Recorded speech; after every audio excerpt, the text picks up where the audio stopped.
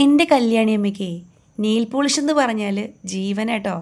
തന്നെത്താനെ കയ്യിലിടാൻ കൊടുത്താൽ പിന്നെ കണ്ണിലും മൂക്കിലും മുഖത്തും ദേഹത്തും ഒക്കെ ആയിട്ട് പറ്റിച്ച് വെക്കും. നഖത്തിലൊരു ശകലം പോലും കാണൂല കേട്ടോ. അതുകൊണ്ട് തന്നെ നൈസായിട്ട് ഞാനിതങ്ങ് വാങ്ങിച്ചിട്ട് വിരലുകളിലെല്ലാം ഇട്ട് കൊടുത്തു. അങ്ങനെ ആ ഒരു പരിപാടി കഴിഞ്ഞു. കല്യാണിയമ്മയും ഹാപ്പി, ഞാനും ഹാപ്പി കേട്ടോ. അപ്പം നമുക്കിനി അടുക്കളയിലോട്ടങ്ങ് കയറിയാലോ. ഇന്ന് നമുക്ക് ഈ മീനാട്ടോ കിട്ടിയത്. ഇത് ഞാനങ്ങനെ വാങ്ങിയിട്ടില്ല. ടേസ്റ്റ് എങ്ങനെ ഉണ്ടാവുമെന്ന് അറിയില്ല. പേരറിയാവുന്നവർ ഒന്ന് പറയണം കേട്ടോ. മീനൊക്കെ വെട്ടിക്കഴിഞ്ഞപ്പോഴത്തേക്കിനും കട്ടൻ ചായ കുടിച്ചു കേട്ടോ. അങ്ങനെ നമ്മൾ അതടുപ്പത്താക്കി.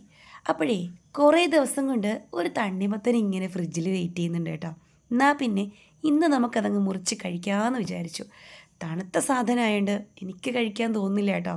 അല്ലെങ്കിൽ തന്നെ ഒച്ച മുഴുവനും പോയിരിക്കുകയാണേ. അപ്പോൾ ഞാനത് മുറിച്ച് നോക്കിയപ്പോഴുണ്ടല്ലോ, നന്നായിട്ട് പഴുത്തിട്ടില്ല കേട്ടോ. അങ്ങനെ കഴിക്കുമ്പോൾ ഒരു ടേസ്റ്റ് മധുരമൊന്നുമില്ല. കുറച്ച് പാലിരിപ്പുണ്ട്. എന്നാൽ പിന്നെ അത് ജ്യൂസ് അടിച്ച് കല്യാണിയമ്മയ്ക്കും മീനാക്ഷിയമ്മയ്ക്കും എൻ്റെ സ്വന്തം അമ്മയ്ക്കും എല്ലാവർക്കും കൊടുക്കാമെന്ന് വിചാരിച്ചു കേട്ടോ. അതാ നോക്കിയേ, അതിൻ്റെ കളർ നോക്കിയേ, നല്ല ചുവപ്പൊന്നും ആയിട്ടില്ല കേട്ടോ. അപ്പോൾ കുറച്ച് പാലും പഞ്ചസാരയൊക്കെ ഇട്ടിട്ട് നമ്മളത് ജ്യൂസാക്കി എടുത്തു. ആ സമയം കൊണ്ട് മീൻകറി റെഡി ആയിട്ടുണ്ട് കേട്ടോ. ഇന്ന് ഞാൻ ചേരുവകളൊന്നും പറയുന്നില്ല. ഇത്രേ ഉള്ളൂ വിശേഷം. ഇഷ്ടമായി ലൈക്ക് ചെയ്യാൻ മറക്കരുതേ.